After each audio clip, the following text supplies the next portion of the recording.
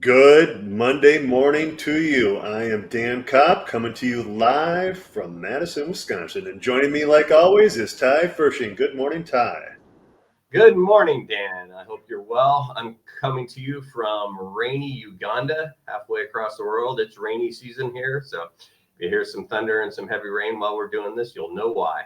And if I Right float on. away, Hey, there's another thing. We've talked about all the things that might interrupt your presence here, Wi-Fi, power, etc. We never talked about wind and rain, so maybe weather we'll throw in the mix. And if Ty disappears abruptly, or maybe it's something I said, I don't know. I'll just persevere. I'll move forward. Hopefully, he's able to jump back on, which has happened at least once. So before we get into today's topic, I want to remind you, if you would like to become an enhanced leader, feel free to reach out to Ty or me. Our email's at the bottom of the screen, dan@leadingbuffalo.com and ty@tradesecrets.com. If you like our content, feel free to jump on LinkedIn, go onto our profile pages on LinkedIn, and across from our pictures, a little bell icon. You can follow our content. Also, if you'd like to watch all these videos in mass, you can jump on YouTube and go to our Enhanced Leadership channel and watch all our previous episodes. So without further ado, let us talk about the Leadership Challenge, the who, the what, where, when, and how of leadership. Ty, I got to admit, this is a challenging one because oftentimes, we talked a bit before we came on air, but oftentimes, leaders just have a rote response to things. I encounter something that needs to be done or leadership action that I need to take, and I'm going to go do it, and I'm not going to think about the nuances therein. And that's what we're trying to introduce today, are the nuances inherent in what you do as a leader. So the who, that's pretty straightforward. The who is logical. The what, typically, you know what the what is. You're addressing something, you're doing something for a reason.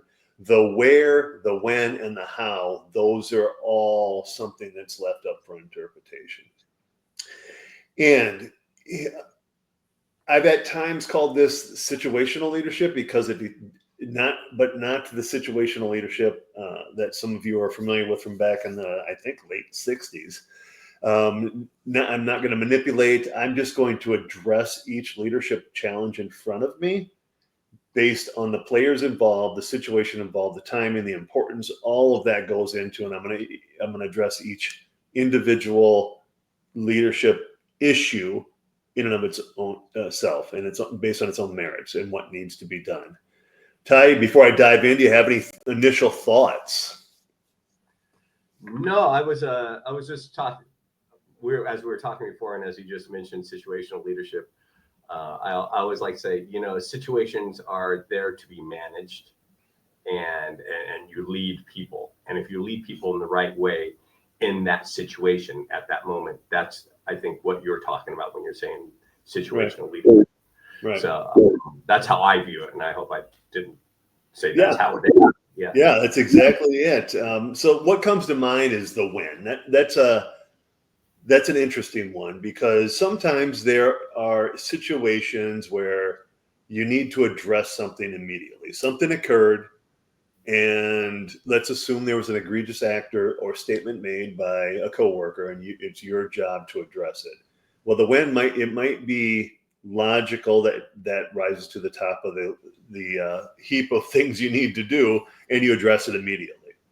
But oftentimes there are things that occur that you catch wind of, you hear about, etc., and it's not an acute issue, and perhaps it's something that, so and so said this about a week and a half ago, blah blah blah, so, or did this, or there's something that you're become aware of that is over and done with, and it's not going to be an ongoing thing. So that does not mean you need to drop what you're doing and go address it. That means, the way I do it, you need to pick your time. And I'll never know when that time is until I encounter it.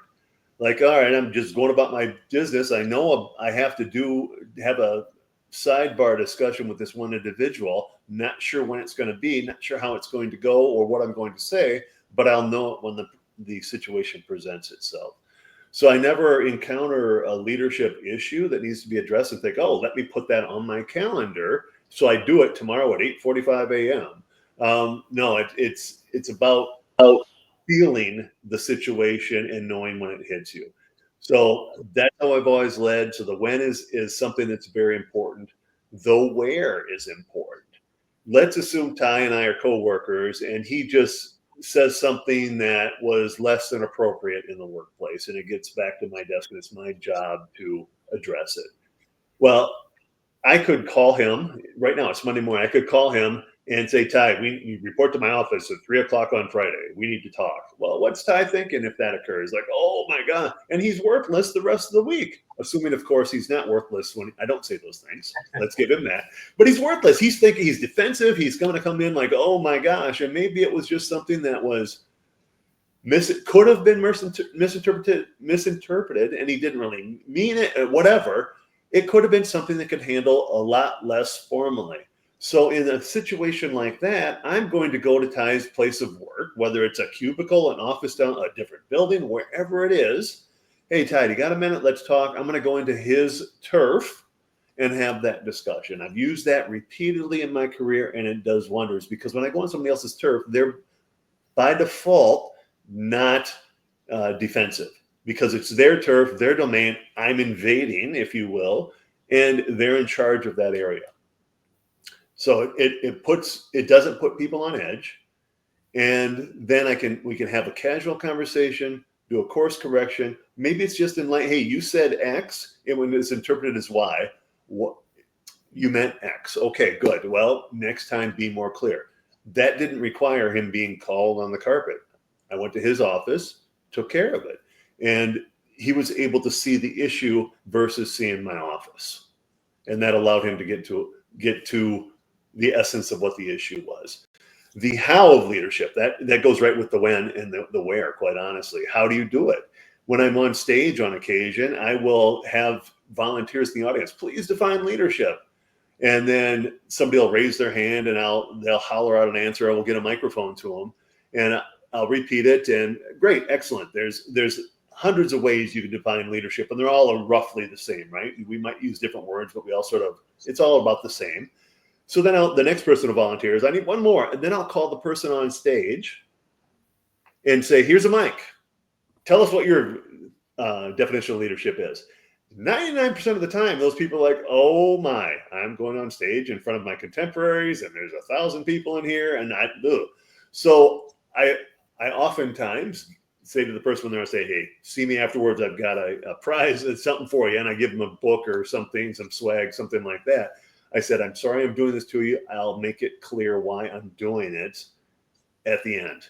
So they do their thing, we applaud, we thank them, we go off. I then go right into this topic and say, all right, the how and the where of leadership. I got a great answer from the first person, got a great answer from the second person, but I guarantee you the first person was probably more uncomfortable sitting in the audience just hollering out to me versus the second person who came on stage. I said, that was bad leadership. I should not have done that. I did it to make a point.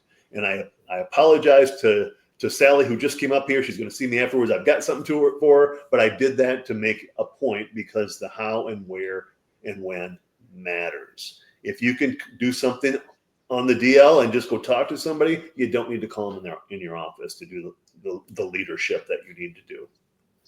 So I know I rambled a lot, Ty, and I saw you taking some notes. Any thoughts? Well, it's so interesting, because people take a look at how they lead, and everybody has a different interpretation of how they lead as opposed to how they really lead. You have who you believe you are as leader, and you have how you're really perceived. When you were talking about, Ty may have said something, blah, blah, blah. I've been known for my zingers. I'll say it once in a while. I'll say exactly what's on my mind, and that's not really the right thing to do all the time. It's not the right place. It's not the right time. But it happens, and you go back thinking, okay, yeah, I probably should have said it. And for one aspect, people appreciate that about me because of my candor. Like my filter, if they catch me early in the morning, they're going to get that unfiltered response. After 3 cups of coffee is what I take before I start filtering. Okay, like that. And then I'm like, okay, let me do that. So generally, that where and the time really comes into play. And especially if it's something that was said in front of other people and then they're still there, do you bring on the thing, okay, well, I need to let this person know I'm standing up for them, so I need to address it now, or you address it in private? And you know what? Those are all, you have to make the call on the spot. And there's a lot of synchronicity that has to go on with all the elements, and you have to generate a response at that time. And even no response is a response. If you choose not to respond, you're responding to that situation. So I like it when you say that, because it gives you an idea of the difference between is it important or is it urgent? Is it urgent that you do it now, or is it important that you do it later? You know, because it's all a level of prioritizing the way you're going to react and when you're going to react at that particular time. So I really appreciate that. Another thing is that I like to look at is from the aspect of each of our leadership philosophies in both our books. You have your core quad in your book. You have being beyond reproach, taking care of your people, lead like King Arthur, and be the buffalo. Those are the 4 that we're bringing into this enhanced leadership project that you had chosen. And those 4 address each of those things explicitly. They explain the who, what, when, and where, right? And the how. Mine, the personal state, engaged values, and active discernment really are more on the internal bit, with all 3 of those working on all 3 cylinders. Okay, so we got a Yugo. Anyway, all 3 cylinders, we have a good idea of the how, of how.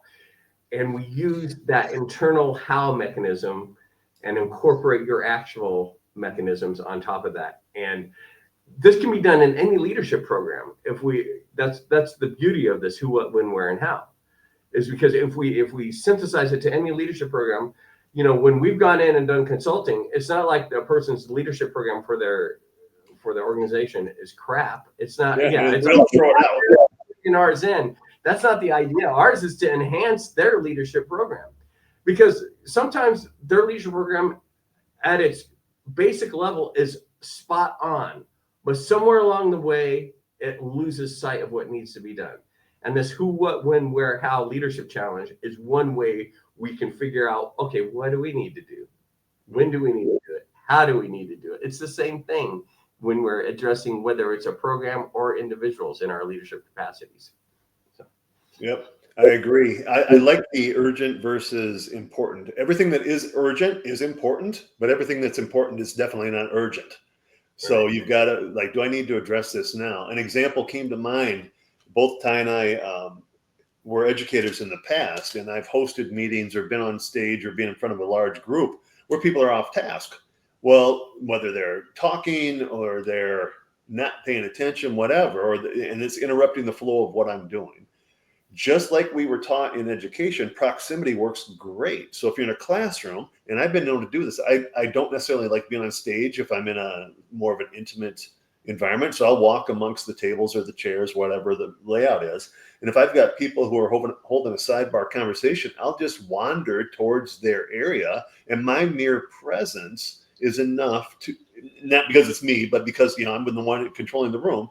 My presence beside them is enough to get them back on task. That's leadership. I didn't have to say a word, but maybe it is Ty, and maybe we've got a staff meeting, a monthly staff meeting, and there's 100 people in there. Every time Ty is off task. Well, if I'm holding this meeting, I'm going to use proximity to keep Ty on task. But afterwards, again, it's important, but it's not urgent. I'm not going to say it while he's doing it. Ty, see me after the meeting. Everybody's like we're in high school again, right? So that isn't necessary, but I could stand beside him and then follow up with him at a later time, sometime between that meeting and our next monthly meeting, casually stop by and say, hey, Ty, I noticed the last several months, you've been a bit distracted in our staff meetings, and your distractedness has caused other people to be distracted. So I'd appreciate it. Just don't be distracting. And that isn't a formal thing. It's not going in his file. I didn't have to call him on the carpet. It was important, but not urgent. And that is an example of how leadership and the leadership challenge could play out in your world. I'm laughing because you and I, when people think about educators, they think we're talking about students. And when you were just explaining, you're walking around, I tell you, the worst students in the world is a classroom full of teachers. Oh, yeah. They require more classroom management than any class I had. Yeah. And I thought what was the equivalent to the sweat hogs, for crying out loud. Okay, like that. And the teachers are the worst. And they really require that ability to get in there and go, look, I'm talking, stop the side chatter, because every teacher, I'll step on some toes. I don't care. Every teacher thinks they're an expert. Yeah. And they may not be, but they already think they know it all. In our realm, in that realm, in that organizational structure. Right. When you're talking about, I like to go around and walk, like that. I've done so many workshops and a lot with teachers, and everybody has their laptop, and if they have a laptop or I provide a laptop, I always tell them, okay, and I have them put that laptop at 45-degree angle, the screen, so they can't see it, because otherwise they're on there Googling whatever, doing whatever, the off task, and there's a whole idea about you recognize the situation, your audience, right? That's you gotta understand your audience, because if you don't understand your audience, you're not gonna employ any effective measures. You can have a general measures that generally work, but if you know your audience, you can employ that method that really works. Yeah. That's funny. I thought of educators as well. The worst students in the world are educators. Yes. Well, I digress, because in this that we're talking about, we have the who, what, when, and where. And I noticed in the challenge, we don't have the why. And to me, that intrigues me, because for me, the why is inherent in my active personal engagement, because you want to make sure the reason you're doing it is in alignment with either your company values or the realm of your authority. Are you acting within the bounds that you are supposed to be acting with? So why are you acting? Are you acting because it's personal? Are you acting because it violates this or violates that? Or are you acting because it was a good thing? Because a lot of times just because we're acting on something doesn't mean we're acting negatively or doing something corrective. We can also act in a positive manner, right? We can have kudos where they stand. So I was just wondering where you saw in your actionable items under the Power of Me leadership, where the why comes into play. I think inherently the why provides the impetus for the need of leadership. You've got to do leadership for a reason. Maybe it's as simple as I'm new, or I want to continue to have great relationships, and I'm 10 years in, and I want to get to know my coworkers and have great relationships with them, with boundaries, obviously, not like we're friends, but getting to know your people and taking care of them. There's my why. That would drive me to go out and walk amongst my people. We've talked about I spread the love on Fridays when I was in business and education with a larger group of people. Like I would go out amongst the people on Friday consciously and overtly in order to build relationships. Well, that was my why. That was the reason I was doing leadership. And the why, there's always some trigger when you have to lead. There's a reason. Even if, and I've told this people repeatedly, there could be literally nothing on your to-do list, literally no task, but there's always leadership to be done. And the leadership is typically not something that shows on your to-do list. Even if it's simply taking care of your people, that is a 24/7 job. And if it's, hey, I've got 20 minutes at the end of the day, I'm going to go walk around and talk to people before the end of their shift or before the end of their day. And I in that scenario, I guess I have done that. And I said, hey, it looks like you're sort of done, and you're like, hey, great week, great day, whatever. Go ahead and leave. You don't have to sit here, watch the clock until 5 o'clock if your job's done. Assuming, of course, we're not literally punching the clock in and out. Right. So the why is inherent in the need to lead in my approach. Yeah, I agree. I agree. And you said something because I noticed the time, so I got to say one thing. You said this: leadership is not on your to-do list, and you're absolutely right, because leadership is either one or two things. It's inherent in who you are, or it's in your title, and so it doesn't need to be on your to-do Right. list. Yeah, and if your title doesn't say anything about being a leader, director, or anything like that, or CEO or whatever, it doesn't matter, because inherently leadership is who you are as a person. And if you have to put leadership on your to-do list, then that means you're working on something within your leadership capacity. It doesn't mean you're any less of a leader, but authentic leaders are already at a level where they don't have to put it on their to-do list Right. unless they're working on some specific task or Right. tentacle of their leadership capacity. So anyway, I really like that statement. Yeah, and it's not in addition to everything you're doing. Leadership is what you're doing and how you're doing it. And then we bring in these other things like where you're going to do it and why. The why is inherent because you're in the role or it's in you. I like the way you put that. All right, well, let's wrap it up. Today we talked about the leadership challenge, the who, what, when, where, and how of leadership, and each situation is different. It's a challenge, and as you are on the journey of becoming an enhanced leader, you will get better at it, and it'll become second nature. I really like what Ty said. Urgent does not equate to important. Everything that is urgent is important, but not everything that's important is not necessarily urgent. So you've got to definitely pick your time to do leadership because it's not something that you have to do immediately. So any final thoughts, Ty? No, I really like this topic. And well, actually, yes, I really like this topic. Here's my challenge if you're watching this. Sit back and go and figure out, do your own leadership challenge. Figure out the who, what, when, why, and where. Who, what, when, where. Who, what, where, when, and how. Skip the How. why. The why is the reason you've got the challenge. Figure those out. And if you're having problems, shoot us an email, shoot us a direct message. Let us know what we can do to help. So. Right on.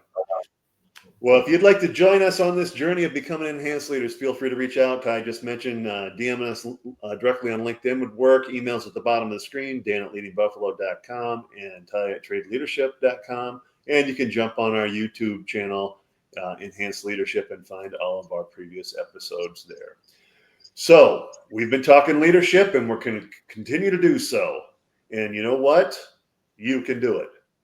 Good luck. Take care, everyone. Happy Thanksgiving.